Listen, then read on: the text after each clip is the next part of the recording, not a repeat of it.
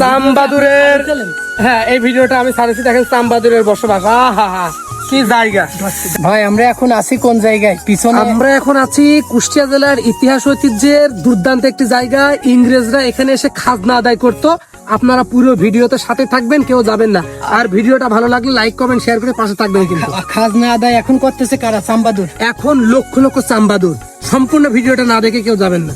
আমরা এখন আছি আসলে একটা ঐতিহাসিক একটা জায়গায়। মামুন ভাই একটা এখান থেকে সুন্দর একটা ছন্দ করবে, আপনারা খুব দ্রুতই ছন্দটা দেখতে পারবেন। পুরাতন জমিদার বাড়ি, এখানে ইংরেজরা ওই সময় খাজনা আদায় করত। এখন এই ভৌতিক এই বাড়িতে খাজনা আদায় করতেছে গ্রামের কথিত মানুষ বলে যে নিচেই থাকে সাপ আর উপরে থাকে চামবাদুর। এই দুইটা ব্যক্তি এখন নাকি খাজনা আদায় করতেছে। তবে আমরা আসলে কুষ্টিয়া কুমারখালীর মানুষ, খোকসার মানুষ, এই হিসাবে আমরা একটা জোর দাবি করতেছি, এইসব পুরাতন ঐতিহ্যবাহী জিনিস, এই জিনিসগুলাকে সরকারের আন্ডারে নিয়ে এখানে একটা পর্যটক এরিয়া তৈরি করে এখানে মানুষের দেখার সুযোগ করলে সরকারের কোষাগারে টাকা বৃদ্ধি হবে, কমবে না। এটা আমরা সাধারণ জনগণ এটা চাই। আর আপনাদেরকে এখন দেখাবো ভিতরকার পরিবেশ যতটুকু পারি। আর উপরে দেখতে পাচ্ছেন চামবাদুর। হ্যাঁ, এই চামবাদুর লক্ষ লক্ষ চামবাদুর।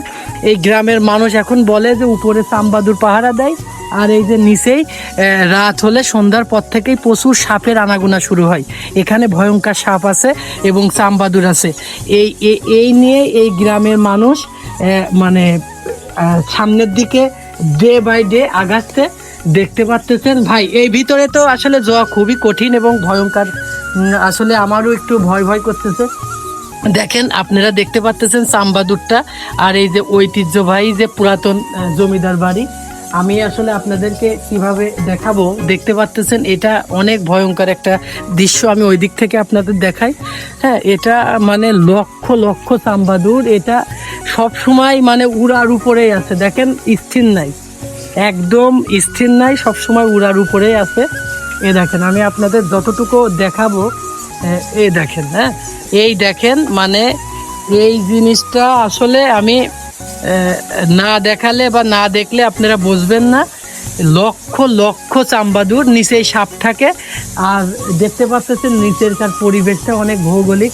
আর মানে আমি আপনাদেরকে আসলে মানে বুঝাতে পারতেছি না যে এই জায়গাটা আমি আমার জীবনের প্রথম, আমি এই কুষ্টিয়ার মানুষ, তারপরেও আমি এই প্রথম আসলাম।